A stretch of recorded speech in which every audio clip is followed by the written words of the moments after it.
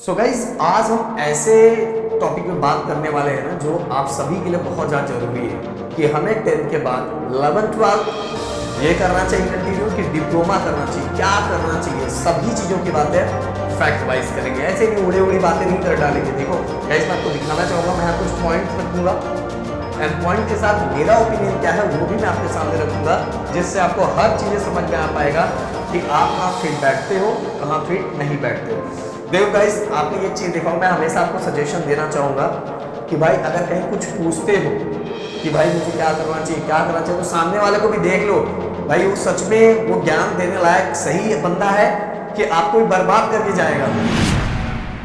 बताना चाहूंगा कि बहुत सारे लोग ऐसे होते हैं कि जो इंजीनियरिंग में 6-6, 7-7, 8-8 केटी लेके बैठे रहते हैं और वो दूसरे को ये ज्ञान देते हैं कि भाई ये नहीं करना चाहिए, ये करना चाहिए, ये नहीं करना चाहिए, ये करना चाहिए। मेरे को हंसी आती है जब मुझे ये पता चलता है। तो इसलिए मैं बोल रहा हूँ कि 10th के बाद बहुत सारे फैक्ट को देखो, फिर इसके बाद खुद से एनालाइज करो कि आप कहाँ बैठ पा रहे हो सही, कहाँ नहीं बैठ पा रहे हो। तो जहां बैठ पा रहे हो वहां वो चीजें करो जो आपको अच्छा लगता है, उस वाइज आप सही हो, भले दुनिया कुछ भी बोले। समझ में, ज्ञान तो ऐसे ऐसे लोग देते हैं जिनका उससे लेना देना नहीं रहता, फिर भी उसमें बहुत बड़े बड़े ज्ञान देते हैं। इसलिए मैं आपको समझाना चाहूंगा कि हर चीजों को फैक्ट वाइज समझो। देखो गाइस, आप बोलोगे सर आप डिप्लोमा के बारे में कैसे बता रहे हो। सर पहली बात तो हम ये हमारा जो चैनल दिखाई दे रहा है ना, प्रदीप गिरी एकेडमी, क्योंकि ये क्वेश्चन आपके मन में आना चाहिए, सर आप कैसे बता रहे हो। तो प्रदीप गिरी एकेडमी पूरे महाराष्ट्र के साथ ही पूरे इंडिया में सबसे ज्यादा फेमस चैनल है।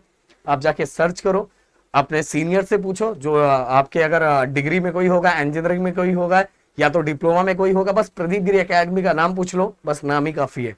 और अगर आप भी डिप्लोमा में एडमिशन लोगे, इंजीनियरिंग में एडमिशन लोगे, तो ये चैनल ही आपको मिलने वाला है जो सभी चीजों तक पहुंचाएगा, आपको आगे तक पहुंचाएगा। इसीलिए मैं इतनी सब चीजें इसके बारे में बता पा रहा हूँ, समझ में आ रहा है। और इस पे भी 5 लाख मतलब 4.5 लाख सब्सक्राइबर होने जा रहे हैं और इतने सालों से महाराष्ट्र के साथ ही पूरे भारत के बच्चों का इस पे प्यार मिलता है। और दूसरी बात गाइस, 11-12 के बारे में कैसे बता रहे हो भाई, मेरा ऑफलाइन क्लास एक अच्छा खासा ऑफलाइन क्लास है कई सालों से, और ये 11-12 एकेडमी तो और कई सालों से मैं यूट्यूब चैनल में पढ़ा रहा हूँ और बहुत बेहतरीन तरीके से पढ़ा रहा हूँ। और इस बार भी 12th स्टैंडर्ड में हमने फोड़ा था, समझ, पंच का बादशाह 4.0। तो इसीलिए ये देखो गाइस, आप कहीं भी ज्ञान लेते हो ना, तो सबसे पहले आपको ये पता रहना चाहिए कि हाँ भाई वो बंदा मेरे लिए एकदम परफेक्ट है उस चीजों के लिए, तो आपको समझ सुनना चाहिए। नहीं तो पता चला कि आधा अधूरा ज्ञान लेके जाओगे। आपको पता है ना कि जब महाभारत के अंदर अभिमन्यु चक्रव्यूह तोड़ तो दिया पर वापस नहीं आ पाए, क्योंकि उन्होंने पूरा चीजें नहीं सुन पाई थी। इसीलिए मैं बोलना चाहूंगा, समझाना चाहूंगा, जो भी सुन रहे बहुत ध्यान से सुनो। तो भाई जो डिप्लोमा लेने वाले होंगे वो ये चैनल को सब्सक्राइब कर ले, और 11-12 वाले बच्चे इसको सब्सक्राइब कर ले। आगे आके तो आप इसको करोगे ही, बट अभी डिप्लोमा वाले बच्चे बस इसको सब्सक्राइब करके रख ले।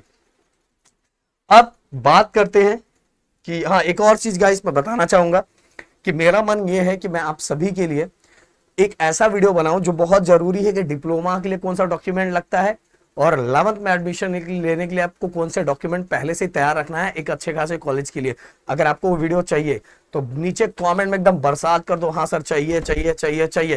एंड इस वीडियो का टारगेट लाइक मैं रखता हूँ 2000। नए हो तो प्लीज चैनल को सब्सक्राइब जरूर करना, और जो चैनल मैंने बताया उसका भी लिंक डिस्क्रिप्शन में दिया हुआ है। तो चलो एक एक करके, सबसे पहली बात 11th and 12th versus diploma. सबसे पहली बात तो कुछ चीजें सुन लो 11th और 12th डिप्लोमा के बारे में, फिर माय ओपिनियन बहुत इंपॉर्टेंट है, उसी से आप खुद को एनालाइज कर पाओगे कि आप कहाँ फिट बैठते हो, कहाँ फिट नहीं बैठते। तो सबसे पहली बात, जो 11th और 12th होता है वो टोटल 2 साल का होता है, डिप्लोमा टोटल 3 साल का होता है। 11th और 12th के अंदर आप सभी को गाइज साइंस, कॉमर्स और आर्ट्स इस वाइज आप ये चूज कर सकते हो, साइंस चूज कर सकते हो, कॉमर्स चूज कर सकते हो, आर्ट्स। हाँ, अभी जैसे न्यू एजुकेशन पॉलिसी आएगी तो इसके अंदर भी कुछ बदलाव होने वाला है, जो कि अभी आपके 11-12 में आने में टाइम है। अभी आपको इस साल कुछ नहीं है, जैसा चल रहा था वैसा ही है। तो साइंस, कॉमर्स, आर्ट्स इस तरह से आप कोई भी कोर्सेज को, स्ट्रीम को सिलेक्ट कर सकते हो। और अगर वही मैं बात करूं डिप्लोमा का, तो डिप्लोमा में गाइस हायर एजुकेशन दिया जाता है, वो स्किल्स बेसिस होता है, नॉलेज बेसिस होता है। आपको प्रॉपर उसमें आपको प्रॉपर डेवलप किया जाता है। अगर आपको बहुत ज्यादा पसंद है कि सर मुझे आईटी सेक्टर में ही जाना है, सर मुझे कोडिंग से बहुत प्यार है, सर मैं प्यार भी उसी से करता हूँ, शादी भी उसी से करना चाहता हूँ, तो भाई अब आईटी सेक्टर में जा सकते हो, सीएस सेक्टर में जा सकते हो। बट अगर आपको रियल एस्टेट में बहुत ज्यादा धमाका करना है तो भाई आपका मन में है कि नहीं सर मुझे सिविल में जाना है, तो आप सिविल में भी जा सकते हो। आप केमिकल डिप्लोमा कर सकते हो, तो बहुत सारे सेक्शन हैं। और जो आपको प्यार है आप उसी वाइज आगे बढ़ सकते हो, मतलब जो आपको प्यार है बस वही चीजें करनी है। जैसे 11th 12th में बाकी चीजें भी करनी है, बट डिप्लोमा के अंदर आपका जो फोकस आगे जाके बनना है उसी वाइज आप आगे बढ़ोगे। तो आपके मन में आएगा सर ये तो ज्यादा अच्छा है, नहीं रुके रहो, पूरी बातें सुन के जाओ। मैंने बोला आधा अधूरा ज्ञान नहीं लेके जाना।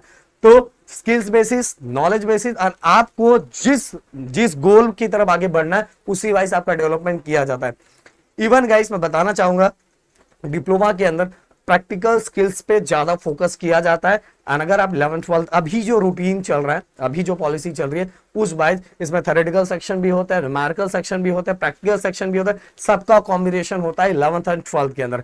एंड 11th में एडमिशन लेने के लिए आप सभी को पता है 10th में बच्चा पास होना चाहिए। एंड डिप्लोमा में एडमिशन लेने के लिए बच्चा 10th के बाद भी ले सकता है एंड 12th के बाद भी ले सकता है, क्योंकि 12th के में अच्छा खासा परसेंट नहीं आता बहुत सारे बच्चों का ना, तो भाई वो फिर से डिप्लोमा में एडमिशन लेते हैं। हाँ, वहां डिप्लोमा में आपका सेकेंड ईयर में एडमिशन होता है, समझ में आया? तो इतनी चीजें मैंने बता दी।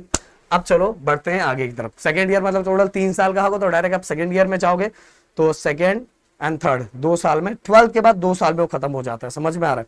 तो अब आगे माय ओपिनियन बहुत इंपॉर्टेंट, बहुत ज्यादा इंपॉर्टेंट। देखो गाइस मैं बताना चाहूंगा, सबसे पहले हम बात करते हैं 11th एंड 12th।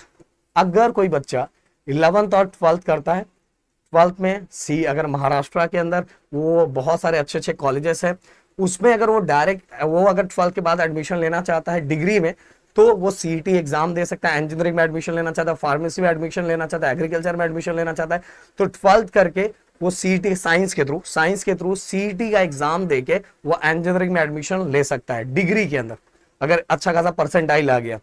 सीईटी के अंदर परसेंटाइल होता है, ओके। देन इसके बाद जो हमारा परसेंट होता है, परसेंट और परसेंटाइल दोनों अलग अलग होता है। मैं कभी इसके बारे में भी आपको डीपली समझाऊंगा, अभी वो पॉइंट बनता ही नहीं कि मैं आपको समझाऊं। तो 11th और 12th करके सीईटी, जेई, नीट ये दे के आप आगे डिग्री में एडमिशन ले सकते हो। बट गाइज बहुत बार क्या होता है कि बहुत सारे बच्चों का स्कोर बहुत अच्छा नहीं होता, तो उनको वो चॉइस का कॉलेज नहीं मिलता। बट गाइज यहाँ बेनिफिट्स ये होता है कि 12th के बाद डिग्री में डायरेक्ट जा सकते हो, डिग्री में डायरेक्ट जा सकते हो। बट अब मान लो कोई बच्चा 10th के बाद डायरेक्ट उसने डिप्लोमा ले लिया, ओके, डिप्लोमा ले लिया, डिप्लोमा उसने 3 साल किया। 3 साल करने के बाद उसके मन में आया कि नहीं यार मैंने डिप्लोमा कर लिया, मुझे डिग्री करना है, मुझे डिग्री करना है भाई। तो अगर वो उसका प्लान उस समय भी कर सकता है।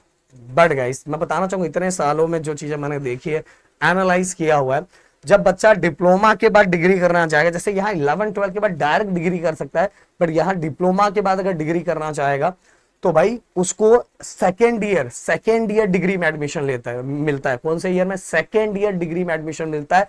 बट यहाँ एक प्रॉब्लम ये हो जाता है गाइस कि सेकेंड ईयर डिग्री में सीट्स बहुत कम होते हैं, बहुत कम सीट्स होते हैं।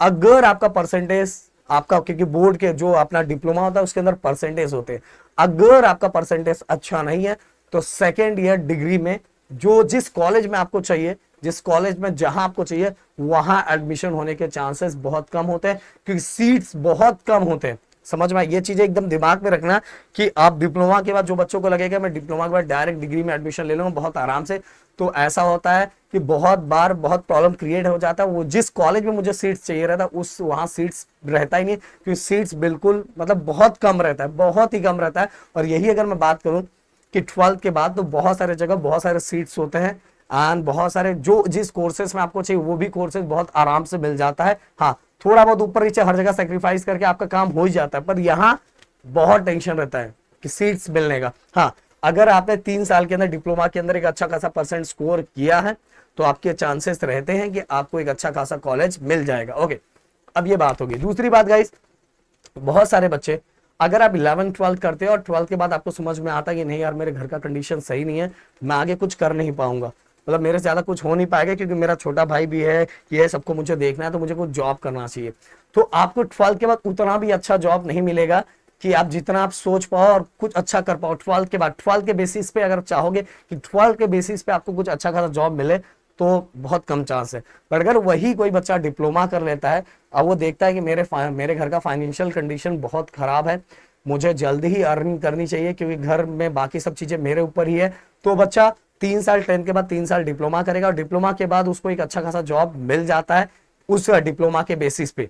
बट वही अगर बच्चा 12 के बेसिस पे अगर जॉब लेना चाहे तो उस लेवल का जॉब नहीं मिलेगा। और अगर यहाँ की नहीं सर 11 12 कर लूंगा, डिग्री कर लूंगा और फाइनेंशियल कंडीशन अच्छा नहीं है, तो बहुत सारे बच्चे 11 12 करते हैं, 4 साल डिग्री करते हैं और उसके बाद भी हो सकता है 1 साल के बाद 1 साल ट्रेनिंग हो, फिर इसके बाद और थोड़ा बहुत दौड़ना भागना होगा, लंबा लंबा पीरियड हो जाता है, लंबा अच्छा खासा टाइम लग जाता है, जिसके कारण वो जिनका फाइनेंशियल कंडीशन सही नहीं होता वो इतना सारा झेल नहीं पाते। डिग्री वाले बच्चों की बात करो, इसीलिए बहुत सारे बच्चे इस वाइस डिप्लोमा में आ जाते हैं कि डिप्लोमा में थोड़ा जल्दी अर्निंग कर पाऊंगा और अपने घर के कंडीशन को संभाल पाऊंगा। तो ये चीजें भी आपको दिमाग में रखना चाहिए।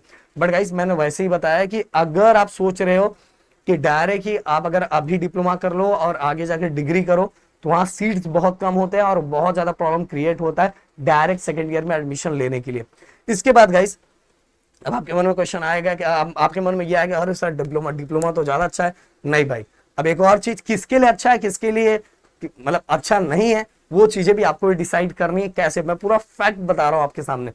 अब अगर ये भी इतने सालों मैंने देखा है कि बच्चा इधर उधर सुन के 10th के बाद डिप्लोमा एडमिशन तो ले लेता है, पर डिप्लोमा में एडमिशन 10th के बाद डायरेक्ट एडमिशन, डिप्लोमा 10th के बाद जब बच्चा डायरेक्ट डिप्लोमा में एडमिशन लेता है तो वहां प्रॉब्लम क्या होता है कि वहां 6 महीने का सेमेस्टर होता है, बोलने के लिए 6 महीने का सेमेस्टर होता है, बस 3 से 4 महीने में पहला सेमेस्टर आ जाता है। और इतने सारे न्यूमेरिकल बेसिस सब्जेक्ट होते हैं कि जो बहुत सारे बच्चे हैंडल नहीं कर पाते, क्योंकि उनको इंस्टेंट इतना ज्यादा चेंजेस, क्योंकि असाइनमेंट हो गया, कॉलेज का जो टाइम होता है बहुत ज्यादा, मतलब अप्रॉक्स ले लो 7 से 8 घंटे का कॉलेज का टाइम होता है, तो बहुत सारे बच्चे उतना 10th के बाद, अभी 10th के बाद ही वो 11th में डायरेक्ट, मतलब 10th के बाद ही डायरेक्ट ये इतनी सब चीजों को झेल नहीं पाते, और इसीलिए बहुत सारे बच्चों को बैकलॉग और केटी लग जाता है और बाद में डिप्लोमा छोड़ के फिर से रेगुलर फॉर्म में आ जाते हैं 11th में। तो ये भी चीज, अगर आप डिप्लोमा कर रहे हो तो पहले से आपको तैयार होना चाहिए कि वहां जो सब्जेक्ट होंगे इंस्टेंट बहुत ज्यादा बदलाव हो चुका रहेगा, आपको उस पर एक्स्ट्रा मेहनत करना पड़ेगा, आपको अपने स्किल्स में भी फोकस करना पड़ेगा, क्योंकि अगर आपको 3 साल के बाद जॉब करना है तो आपका जो रेगुलर पैटर्न है, जो डिप्लोमा में जो सब्जेक्ट चल रहे हैं उनको भी अच्छा स्कोर करना पड़ेगा, अपने स्किल्स को डेवलप करना पड़ेगा, अपना सेमेस्टर में अच्छे खासे पॉइंटर को बनाना पड़ेगा। तो ये सभी चीजें इंस्टेंट होगी, और बहुत सारे बच्चे ऐसे देखे जाते हैं जो अपने ये सभी चीजों को, या तो कुछ बच्चे पॉइंटर ही बना पाते हैं तो अपने स्किल्स को डेवलप नहीं करते, और बहुत सारे बच्चे ऐसे भी होते हैं कि जो मतलब कि 2-2 1-1 केटी ले लेके आगे बढ़ते हैं फिर जाके क्लियर करते हैं। ऐसे भी बहुत सारे बच्चे होते हैं, और बहुत सारे बच्चे अब प्रॉपर तरीके से अपने सब्जेक्ट का भी नॉलेज गेन नहीं कर पाते। तो भाई अगर आप डिप्लोमा ले रहे हो तो ये चीज आपके दिमाग में होना चाहिए कि आपको वहां एक्स्ट्रा हार्डवर्क तो करना ही है। हाँ ये है, पहला साल अगर आपने अच्छे से संभाल लिया तो सेकेंड एंड थर्ड ईयर कब बीत जाएगा आपको पता भी नहीं चलेगा, ये भी एक सच है। बट फर्स्ट ईयर के अंदर ही बहुत सारे बच्चे बहुत टेंशन लेते हैं। मैं तो बताना चाहूंगा कि डिप्लोमा और इंजीनियरिंग में हमारे ऐप पे कोर्सेस भी चलते हैं, तो उसके अंदर तो 100 और 100 का रिकॉर्ड है भाई, समझ में आ रहा है। तो ऐसे ही नहीं है, तो आप जाके सर्च करो, आगे जाओगे तो आपको सब चीजें समझ में आएगी। तो ये सब चीजें मैंने बताई, और साथ में अगर वही आप 11th और 12th में जाते हो तो 11th के अंदर क्या होता है कि अगर बच्चा 10th के बाद 11th में देखता है, और 11th में सब चीजें बहुत वैसे डिप्लोमा में बेसिक से ही स्टार्ट होता है, बट डिप्लोमा में बहुत सारी चीजें एक साथ स्टार्ट हो जाती है, जिसके कारण बहुत सारे बच्चे कंफ्यूज हो जाते हैं। और यहाँ क्या होता है कि 11th में बहुत बेसिक से स्टार्ट होता है। जैसे मैं फिजिक्स की बात करूं तो फिजिक्स में यूनिट एंड मेजरमेंट से स्टार्ट होता है, केमिस्ट्री में बेसिक केमिस्ट्री से स्टार्ट होता है, तो वो चीजें वो क्लियर उनके दिमाग में रहता है कि बच्चे को शुरू से ही पढ़ाना है, तो 11th स्टार्टिंग ही बेसिक से होता है। तो अगर इनकेस 11th के अंदर आपका कुछ नहीं हो पाया, ज्यादा कुछ नहीं समझ पाया, तो भी आप जाके आपके पास चांस रहता है कि बस 11th पास हो जाओ और 12th में जाके फिर से सभी चीजें बहुत अच्छे से कर लो। बट यहाँ कोई टाइम नहीं रहता। अगर सेमेस्टर 1 में आपने अच्छा नहीं किया तो वही आप केटी लेके जाओगे अपने साथ सेमेस्टर 2 में, या तो कभी कभार ऐसा होता है कि बहुत सारे बच्चे इसको स्किप करके फिर से वापस ट्रैक लाइन पे आ जाते हैं। तो अगर बहुत एक्स्ट्रा हार्डवर्क करना है, बहुत ज्यादा आपके डेडिकेशन है और जल्दी अर्निंग करना है, तो आप उस वाइज बढ़ सकते हो। बट सिंपल सी बात है कि इंस्टेंट बहुत सारी चीजों का बदलाव हो जाएगा। 11th में आपको थोड़ा बहुत वैसा लगे, हाँ एक्स्ट्रा हार्डवर्क तो वहां भी करना पड़ता है, बट थोड़ा बहुत आपके पास टाइम रहेगा अपने आप को संभालने के लिए। तो वो चॉइस और वो मर्जी आपकी है कि आपको किस वाइज कैसे बढ़ना है। यहाँ मैंने सभी फैक्ट आपके सामने रखे हैं। अगर कुछ और भी डाउट है तो प्लीज कमेंट बॉक्स में लिखना एंड अपनी चीजें बताना। एक चीज और, एक स्टोरी में आपको बताना चाहूंगा कि एक स्टूडेंट था, नहीं जाने दो किसी और में मैं स्टोरी बताऊंगा, अगर आप लोग मांग करोगे तो वो स्टोरी मैं बताऊंगा। मैंने उसको रोका था, पर आगे की कहानी क्या हुई वो अगर आप बोलोगे तो मैं अगले किसी वीडियो में बताना जरूर चाहूंगा, नहीं तो वीडियो ऑलरेडी बहुत बड़ा हो जाएगा। मुझे बहुत सारी चीजें बतानी, टेंशन मत लो। डिप्लोमा 11th और 12th से रिलेटेड ये सभी दोनों चैनल में बहुत सारी चीजें आएगी, इस पे, ये देखो। तो ये दोनों चैनल सब्सक्राइब करके रख लो, डॉक्यूमेंट क्या होता है, सभी चीजें धीरे धीरे आना स्टार्ट होगा। तो मिलते हैं नेक्स्ट वीडियो में। थैंक यू सो मच, जय हिंद एंड जय महाराष्ट्र दोस्तों।